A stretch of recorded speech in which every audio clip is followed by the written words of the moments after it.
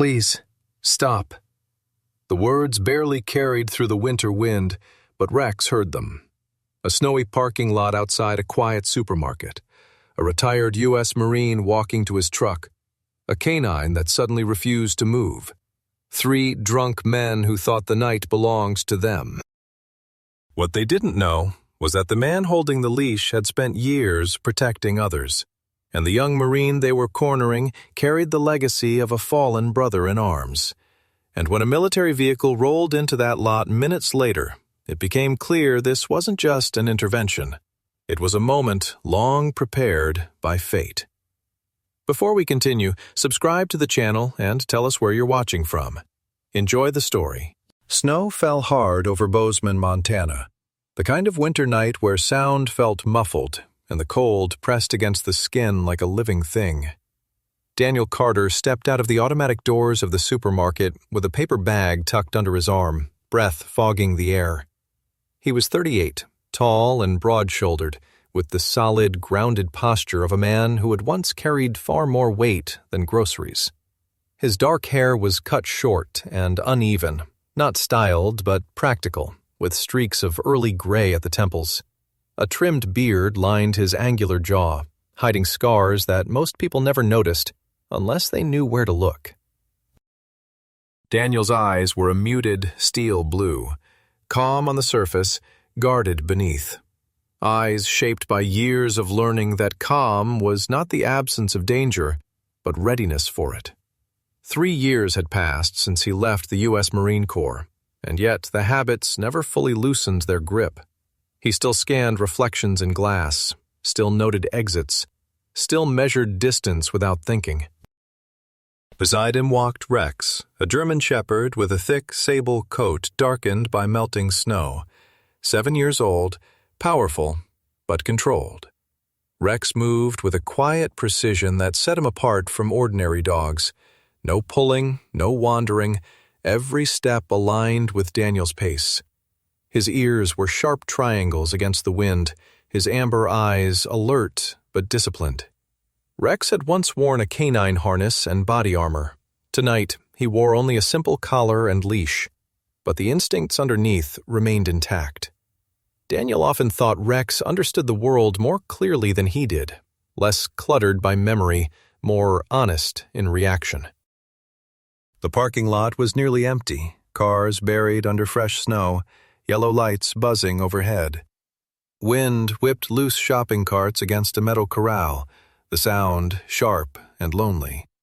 Daniel adjusted his grip on the bag and headed toward his pickup truck parked near the edge of the lot, where the light thinned into shadow. He was tired in a way sleep never fixed, not the exhaustion of work, but the steady fatigue of carrying a life that had narrowed after leaving the Marines. Civilian life was quieter, slower, and sometimes that silence felt heavier than combat noise ever had. Halfway across the lot, Rex stopped.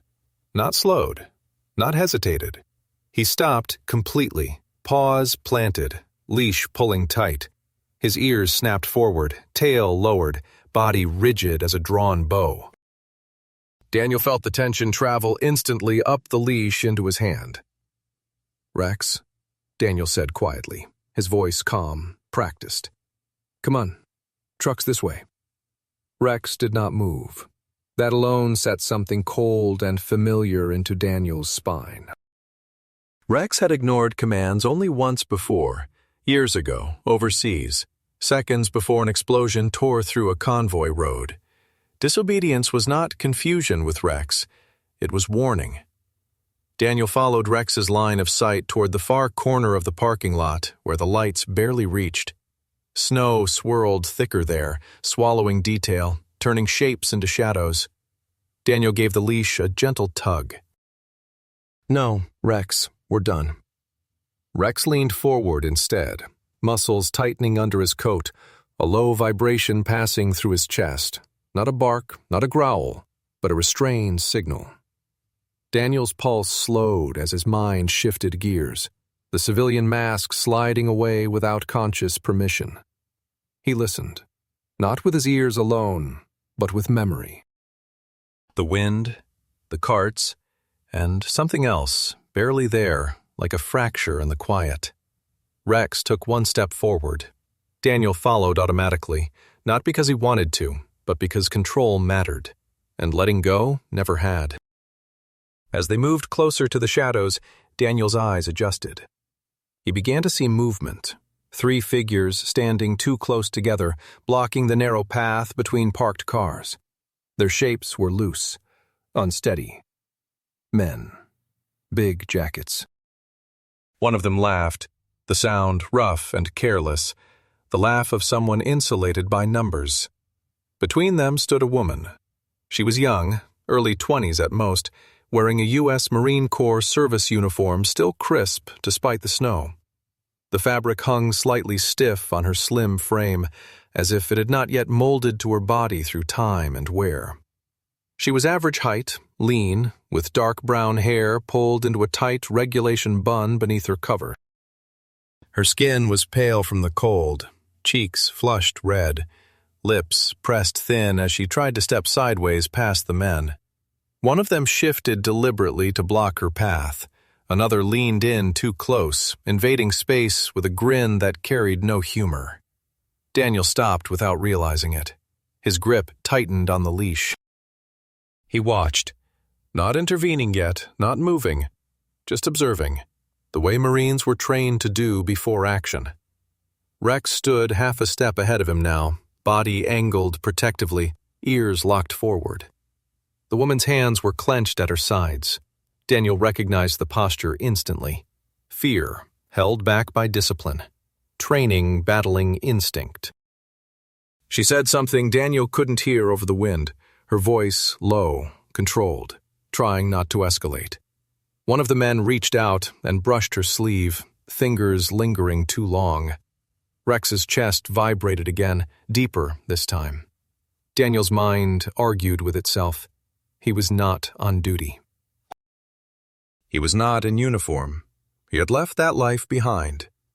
But another voice, older, harder, answered back. You don't unlearn what right looks like. You only choose whether to turn away from it. He took a step forward, heart steady, breath measured. Snow crunched under his boot, loud in the quiet.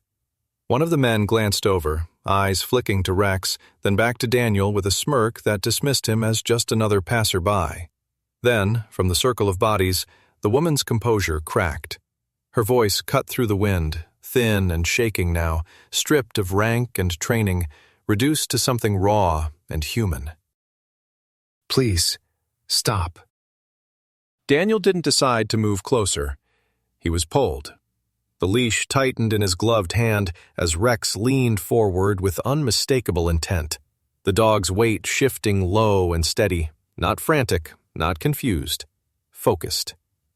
Snow crunched under Rex's paws as he drew Daniel toward the darker corner of the parking lot, where the light from the lamp posts thinned and the wind carried voices in broken fragments. Daniel shortened the leash instinctively, not to stop Rex, but to keep control. Control mattered. It always had. From closer now, the shapes resolved into people, and the situation sharpened with uncomfortable clarity. 3 men stood in a loose half-circle, bodies angled inward, their posture careless in the way that came from drink and numbers. They were in their late 20s to early 30s, thick winter jackets hanging open despite the cold, breath heavy with alcohol. One was tall and broad, with a shaved head and a patchy beard, his movements slow but deliberate. Another was shorter, stockier, red-faced with a knit cap pulled low over greasy blonde hair, his grin fixed and empty. The third leaned against a snow-dusted sedan, wiry and restless, dark stubble shadowing his narrow jaw, eyes darting too quickly to be sober. None of them noticed Daniel yet. All of them were watching the woman in front of them. She stood rigid, back straight despite the cold, boots planted firmly on the ice. Her U.S. Marine Corps service uniform was unmistakable now, the eagle, globe, and anchor catching the light when she shifted. She was young, no more than 21, slender but not fragile, shoulders squared as if holding herself together by force of will. Her dark eyes flicked between the men, calculating, her jaw set tight. Daniel recognized the look immediately. Training fighting fear. She was trying to keep her voice steady, trying not to provoke, trying not to look like prey. One of the men stepped sideways when she attempted to move, blocking her path with casual arrogance. Another reached out and brushed her sleeve, fingers lingering, testing. The woman stiffened but did not raise her hands. She was measuring consequences, just like Daniel was. That alone told him she wasn't reckless. She was disciplined. And that made what was happening worse. Daniel stopped a few yards away, partially obscured by a truck coated in snow. He didn't announce himself. He didn't step in. Not yet. Years in uniform had taught him that rushing in without understanding the angles only created more problems. He watched their feet, their hands. The distance between bodies. Rex stood half a step ahead, chest forward, ears locked, emitting a low, controlled growl that barely broke the wind. It wasn't a threat, it was a warning. Daniel's mind split cleanly between past and present. He wasn't on patrol. He wasn't wearing armor. He was a civilian in a parking lot with groceries in his hand. That was one truth. The other was harder to ignore. The pattern unfolding in front of him was one he had seen before, too many times, in places far less forgiving than this. Predators relied on hesitation, on witnesses choosing distance over involvement. The stocky man laughed, loud and sloppy, saying something Daniel couldn't quite make out, words tumbling over themselves. The shaved-head man leaned closer to the woman, invading space deliberately now, his shadow falling over her boots. The third man shifted his weight, glancing around the lot as if checking whether anyone else was watching. That glance landed on Daniel and Rex. His eyes paused on the dog. Rex met his stare without blinking. The man squinted, then smirked, lips curling as if amused. "Relax," he said, voice thick with contempt, not even bothering to lower it. "Just a dog?" The words landed heavier than they should have. Daniel felt the familiar tightening in his chest, the quiet narrowing of focus. Rex's growl deepened by a fraction, a vibration felt more than heard. Daniel's grip on the leash adjusted, firm but calm. He didn't correct Rex. He didn't soothe him either. Rex was reading the situation exactly as it was. The woman's eyes flicked briefly to Rex, then to Daniel. There was no plea in her expression now, only recognition. She saw what Rex was. She saw what Daniel was trying not to be. Her shoulders lifted slightly with a breath she hadn't realized she was holding. Daniel remained still. Every instinct urged him forward. But instinct alone wasn't enough. Timing mattered. He needed to know who would move first. The shaved-head man's hand dropped closer to his pocket. The wiry one shifted his stance, blocking the woman's retreat more deliberately now. The stocky man's laughter faded as he followed their lead. The air felt tighter, as if the night itself had drawn in a breath. Daniel glanced down at Rex for half a second. The dog's muscles were coiled, ready, but his eyes flicked up to Daniel's face, checking in, waiting for direction. That trust, earned through years of chaos and survival, settled something deep in Daniel's chest. He wasn't choosing trouble. Trouble had already been chosen. He was deciding whether to ignore it. The woman took a small step back, heel slipping on the ice. The shaved-head man moved with her, too fast, too close. Rex's growl sharpened, teeth flashing briefly in the cold light. The wiry man laughed again, harsher this time, eyes never leaving the dog. "See?" he said to the others, nodding at Rex. "Just a dog?" The moment came without ceremony. It always did. 1 second, the situation hovered on the edge of restraint. The next, it tipped. The shaved-head man reached out and closed his hand around the young woman's wrist, fingers digging in with careless strength. It wasn't violent enough to draw attention, not yet, but it crossed the line that Daniel Carter had spent his life learning to recognize. Rex surged forward half a step, muscles snapping tight under his thick winter coat, claws scraping briefly on ice. Daniel's voice cut through the cold, low and controlled, carrying authority without volume. "Let her go. Now." The words were short, clipped, not a request. The men turned fully toward him for the first time, surprise flickering across their faces before hardening into irritation. Up close, Daniel could see them clearly. The shaved-head man was tall and heavy-boned, late 30s maybe, with a crooked nose that looked like it had been broken more than once. His beard was uneven, patchy, the kind that grew from neglect rather than style. There was a dullness behind his eyes that suggested a life spent reacting instead of thinking. The stocky one, red-faced and sweating despite the cold, had small, darting eyes and hands that never seemed to settle, fingers twitching as if looking for something to grab. The wiry man, the one who had laughed about Rex being just a dog, was lean and sharp-featured, dark stubble framing a narrow jaw, his posture restless and coiled. He was the most dangerous, not because he was strong, but because he was alert. The woman's arm trembled in the shaved-head man's grip, but she didn't cry out. Her face had gone pale beneath the cold, eyes wide but focused, jaw clenched hard enough that Daniel could see the muscle jump. She twisted slightly, trying to free herself without escalating. Training again, discipline holding panic at bay. Daniel noted it all in a fraction of a second, the way Marines learned to take in a room at a glance. The wiry man's gaze dropped to Rex. His smirk faltered just a little as the dog's lips lifted, teeth flashing white against dark fur. Rex didn't bark. He didn't lunge. He held the line, a controlled threat, body angled protectively between Daniel and the woman. The low growl in his chest deepened, vibrating through the frozen air. "That thing bites?" the stocky man slurred, taking an uncertain step back. Daniel didn't answer. His attention had shifted to the wiry man's right hand as it moved, slow but deliberate, toward the inside of his jacket. The flash of metal came a heartbeat later, a folding knife snapping open with a sharp, final sound. "Bad idea," Daniel said quietly.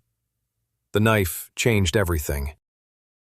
It stripped away pretense, turned harassment into imminent danger. Daniel moved before the men fully understood what they had started. He stepped forward, not rushing, not hesitating, closing the distance with a speed that surprised even him. His grocery bag dropped into the snow without a sound. Rex reacted instantly, responding to Daniel's shift in posture rather than a spoken command, surging sideways to block the shaved-head man as Daniel reached for the wiry one. The next moments blurred into instinct. Daniel caught the knife arm at the wrist, twisting sharply while driving his shoulder forward, unbalancing the wiry man. Years of muscle memory guided the motion. Control the weapon, control the body. The knife hit the ground, skittering across ice. Rex lunged just enough to force the shaved-head man back, snapping the air inches from his coat sleeve, a warning calibrated to terrify without making contact. The stocky man rushed in, sloppy and late, and Daniel pivoted, sweeping his legs out from under him with a practiced motion that sent him crashing onto his back, breath leaving his lungs in a wet gasp. The entire exchange took seconds. Not graceful, not flashy, just efficient. Daniel felt the familiar narrowing of focus, the calm that came when the world reduced itself to immediate threats and necessary actions. He drove the wiry man face first into the snow, pinning him there with controlled pressure, knee between shoulder blades, one hand twisting the man's arm just enough to keep him compliant. Rex planted himself squarely between Daniel and the remaining attacker, teeth bared now, growl deep and unmistakable. The shaved-head man hesitated, eyes flicking between Rex and his fallen companions. Whatever bravado he had carried moments ago drained away, replaced by something closer to fear. He took a step back, boots sliding on ice. The woman stumbled away from him, free at last, nearly losing her balance before catching herself against a parked car. Daniel didn't look at her yet. He couldn't afford to. "Stay down," Daniel said to the man beneath him, voice steady, almost bored. The man groaned but didn't resist. He knew when he was beaten. The stocky man struggled to his knees, clutching his ribs, eyes wide and unfocused. He's a cop or something," he wheezed. The wiry man spat snow and panic. "No," he shouted, voice cracking. "He's worse. He's a soldier." His eyes locked on Daniel's face, recognition dawning with horror. "Marine. He's a Marine." The words echoed across the parking lot, sharp and ugly, cutting through the wind. For a split second, everything froze. Daniel felt it then. The shift, the moment when the fight was no longer about force, but about what had been revealed. The men scrambled backward, fear finally outweighing aggression. Rex held his ground, chest heaving, eyes burning, until Daniel eased the pressure and slowly stood. 20 seconds. Maybe less. That was all it had taken. Daniel exhaled, the calm receding as quickly as it had come, leaving behind the familiar weight of consequence. He turned at last toward the woman, checking her stance, her breathing, the way her hands shook despite her effort to steady them. The first storm had passed. The second, whatever came after recognition, had only just begun. The three men didn't argue. They didn't threaten. Fear had drained the alcohol-fueled bravado from their faces, leaving only survival instinct.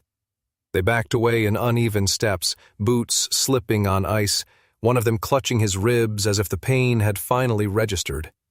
Within seconds, they were gone, swallowed by snow and darkness between parked cars, their footsteps fading into the wind. Silence rushed in to replace them. Not peace, just the hollow quiet that follows violence when the body is still catching up with what the mind already knows has happened. The woman stood where she was, a few feet from the car she'd nearly fallen against. Her shoulders trembled, not from weakness, but from cold and shock fighting for dominance.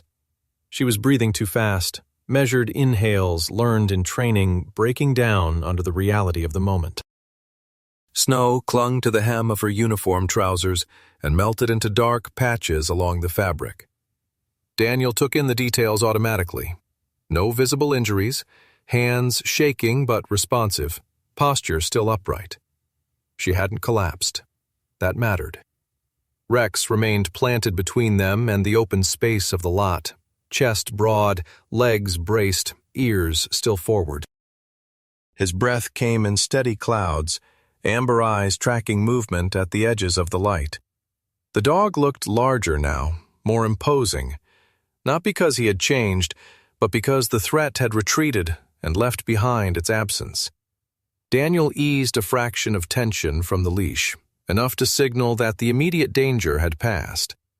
Rex didn't relax completely, but he shifted his weight, acknowledging the change. The woman drew herself up with visible effort, boots clicking together as she snapped to attention. The movement was sharp, precise, drilled into muscle memory. She raised her right hand in a crisp salute, fingers aligned perfectly despite the cold. "Sir," she said, voice steady again, carrying the cadence Daniel hadn't heard directed at him in years. The word hit him harder than any punch. He hadn't been "sir" since the day he turned in his gear and walked away from the Corps. For a brief moment, he didn't respond, caught between reflex and reality. Then he returned the salute automatically, posture straightening, spine aligning as if a thread had pulled him upward. The motion was imperfect. Civilian jacket instead of uniform, gloves instead of bare hand, but the intent was unmistakable. "Private Emily Brooks," she said, lowering her hand. Up close, Daniel could see she was younger than he'd first thought. 21, maybe 22. Her face was narrow, with high cheekbones, skin pale beneath the flush of cold. A faint scar traced the edge of her left eyebrow, the kind earned during training rather than combat. Her dark brown hair was pulled tight into a regulation bun, not a strand loose. There was resolve in her eyes, but also the raw edge of someone new to the weight of what the uniform could attract. "You okay?" Daniel asked, keeping his voice level, non-commanding. He was aware of how easily authority could overwhelm someone already shaken. She nodded, then paused, reassessing, honesty winning out. "Yes, sir. Yes." "I think so." She flexed her fingers, grounding herself. "Thank you. They wouldn't listen." Rex stepped forward half a pace, curiosity edging out tension. Emily's gaze dropped to him, and something in her expression softened. Recognition flickered there, quick and bright, cutting through fear like a match struck in the dark. "That's a working dog," she said, almost to herself. She crouched slightly despite the cold, careful not to move too fast. "USMC Canine. I recognize the posture." Rex tilted his head, ears twitching, assessing her in return. Snow dusted his muzzle, highlighting the dark saddle of his coat and the faint scar along his right ear, old shrapnel, long-healed. 7 years old and still carrying himself like he was on patrol.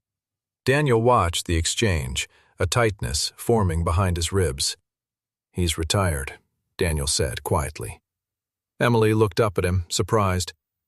"They don't ever really retire," she replied, a hint of a smile breaking through the shock. "They just change who they protect." The words landed with uncomfortable accuracy. Daniel felt the past stir, the heat of foreign air, the weight of armor, the sound of Rex breathing beside him in the dark.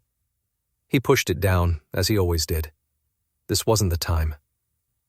Emily straightened again, pulling her coat tighter.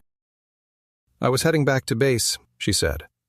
"I thought stopping for food would be normal." There was no self-pity in her tone, just a quiet recalibration of expectations. "Guess I misjudged the night." Daniel nodded. "Happens." Rex sniffed at her gloved hand, then accepted a brief scratch behind the ear, tail giving a single, restrained wag. Trust granted, if not fully earned.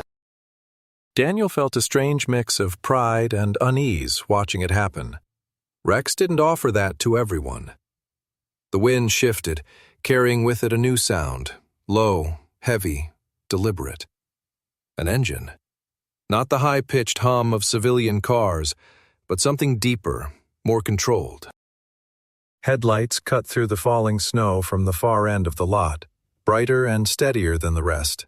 The vehicle moved slowly, tires crunching with authority, stopping a short distance away. Daniel's attention snapped toward it instantly. So did Rex's. The dog's posture changed again, not aggressive but alert, assessing a different kind of presence. The vehicle idled, dark green paint barely visible beneath snow and road grime. The silhouette was unmistakable to anyone who had spent time near bases and checkpoints. Military. Not local law enforcement, not civilian. Emily noticed it too. Her shoulders squared unconsciously, spine straightening as if drawn by invisible strings. She didn't speak, but Daniel saw recognition pass across her face, followed by something like anticipation and apprehension. The engine cut off. The driver's door opened. The sound echoed across the parking lot, heavy and final, as if drawing a line under everything that had just happened. Daniel exhaled slowly, every instinct alert again, not for violence this time, but for consequence.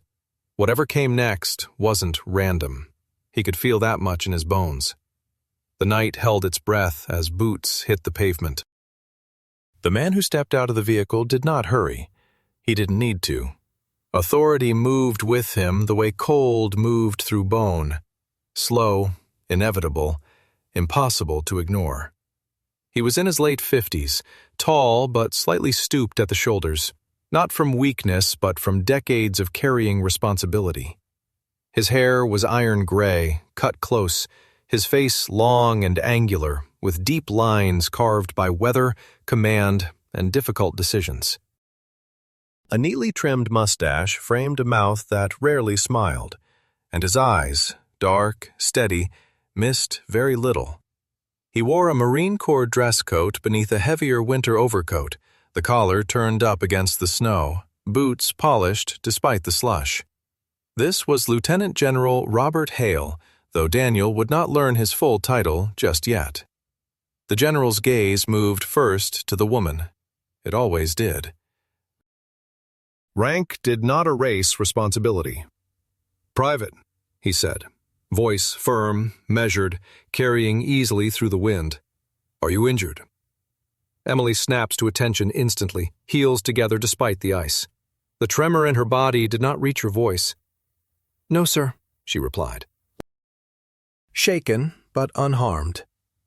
The general studied her for a second longer than protocol required, not inspecting her uniform, but her eyes, her breathing, the way she held herself together after fear. He nodded once. Approval, subtle but real. "Good. You did the right thing by maintaining discipline."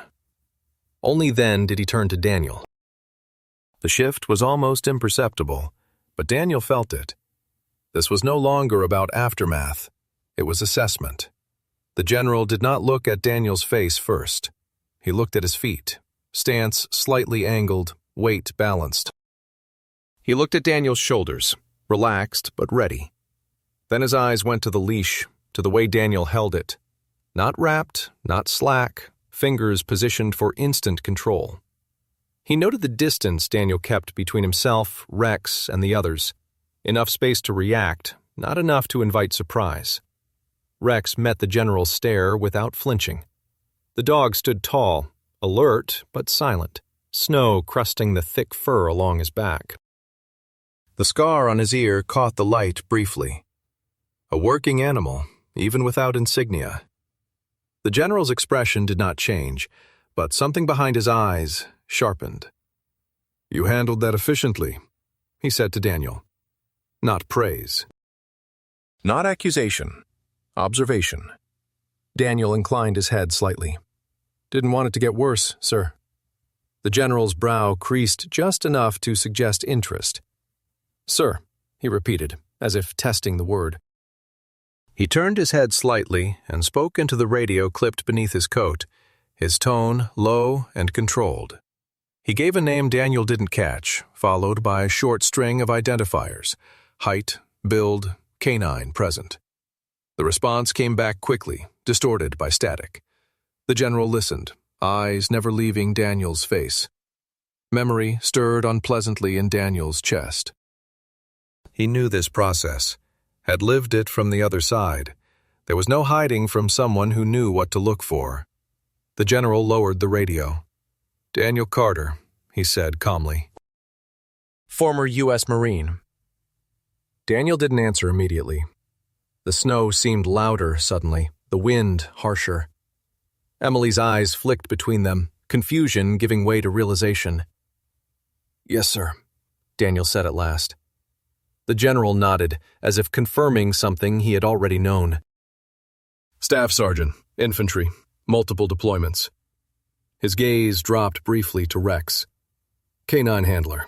That dog's seen more than most men." Rex shifted slightly at the sound of the general's voice, ears twitching, but remained still. Daniel felt the old reflex urge him to correct posture, to square shoulders fully, to step back into the shape he had once inhabited. He resisted it, barely. "I thought you'd be taller," the general said, almost dryly. It wasn't a joke, but it wasn't unkind either. "You left active service 3 years ago." Daniel exhaled slowly. "Yes, sir." There was a pause, heavy with implication. The general studied him now not as a potential threat or asset, but as a man who had made a choice. You disappeared, he said. No public statements? No advisory role, no contractors. I needed distance, Daniel replied. He did not elaborate. Some truths did not need expansion. The general considered this, then nodded once. So I saw. He gestured vaguely toward the empty space where the three men had fled. Distance doesn't erase instinct. Emily shifted slightly, unsure whether she was still part of the conversation. The general noticed immediately. Private Brooks, he said, turning back to her. You'll report what happened tonight through proper channels. Not because you failed, but because the system works best when it has the truth. Yes, sir, she said, relief and pride threading through her voice. The general turned back to Daniel one last time. Snow gathered along the edge of his coat, melting into dark seams. His voice lowered, losing some of its formality, gaining weight instead. You walked away, he said quietly. But you didn't forget who you are. Neither did the Corps. The words landed harder than Daniel expected, harder than the fight, harder than the knife flashing in the dark. He felt something tighten behind his eyes and forced it down. You left the uniform, the general continued, almost to himself, but the Marine Corps doesn't forget its own. He met Daniel's gaze directly now, no rank between them, just recognition. Rest assured, he said softly, you haven't been forgotten. The wind carried the words away into the night, but Daniel felt them settle, heavy and unavoidable, deep in his chest. The general did not raise his voice. He didn't have to. When Lieutenant General Robert Hale spoke again, it was with the quiet gravity of someone who understood how much truth a man could carry before it bent him. Snow gathered along the brim of his coat as he motioned slightly away from the open lot, creating a pocket of space where words could fall without being overheard. Emily followed instinctively, posture still formal, breath steadying. Daniel remained where he was for a beat longer, then stepped in, Rex padding at his side, leash loose but present. Private Brooks, Hale said, turning first to her. Your father served with the 3rd Battalion during the Kandahar rotation. Emily's shoulders stiffened, not with surprise, but recognition. Her face, pale, oval, framed by the tight bun of dark hair, held a discipline sharpened by loss. She was slender, not tall, with a strength that showed in how she stood rather than how she moved. Her eyes, dark and alert, did not waver. Staff Sergeant Michael Brooks, Hale continued, was one of our best squad leaders. He was killed protecting his men during an extraction. You weren't there to remember him, but you grew up inside the shadow of what he stood for. Emily swallowed once. Yes, sir, she said, voice low. There was grief there, but also pride, practiced and enduring. She had learned early how to live with both. Hale turned to Daniel then. The distance between them felt heavier than the cold. Michael Brooks wasn't your blood, Hale said evenly, but he was your brother. The word landed with exactness. Daniel felt the memory hit him like a physical force, the sound of rotor blades, the smell of dust and fuel, the weight of a man slumping into his arms. He had not spoken Michael's name in years. He had learned to keep it buried where it couldn't reopen. I didn't know, Daniel said quietly. The admission cost him more than he expected. He looked at Emily again, seeing her now not as a stranger in uniform, but as a continuation of something he had once sworn to protect. He felt the truth settle in his chest with a dull ache. He hadn't just intervened in a parking lot. He had answered a call that had started long before tonight. Hale nodded. You couldn't have known. But this is how legacies work. They cross paths when they're needed. He paused, then shifted his stance, the conversation turning. What you did tonight, how you handled it, that wasn't instinct alone. That was responsibility. Daniel said nothing. He didn't trust his voice. "I oversee a veterans transition program," Hale continued. "Men and women leaving the service don't always need orders. They need anchors. People who've stood where they stand. People who can see trouble before it happens." His eyes flicked briefly to Rex. "And sometimes they need partners who don't forget." The offer was not dressed up. There were no speeches, no promises of glory. Hale laid it out simply. A role training and protecting veterans as they moved into civilian life, mentoring those who struggled with the loss of structure, purpose, and identity. The position would allow canine support, Rex included, not as a symbol, but as a working asset. Stability, meaning, a chance to serve without disappearing again. Daniel listened, every word pressing against the wall he had built around himself. He thought of the nights he woke to silence that felt too loud, of the jobs that paid bills but hollowed him out. He thought of the promise he had made to himself when he left, that he would never put himself back in a place where loss could find him so easily. The offer threatens that fragile equilibrium. "I don't know if I'm the right man," Daniel said at last. Honesty had become his only defense. "I left because I was tired of burying pieces of myself." Hale studied him for a long moment, snow dusting his lashes. "So did most of us," he said. "Some just leave earlier than others." He did not push. He did not insist. "Think about it. That's all I ask." Emily shifted then, uncertain whether to speak.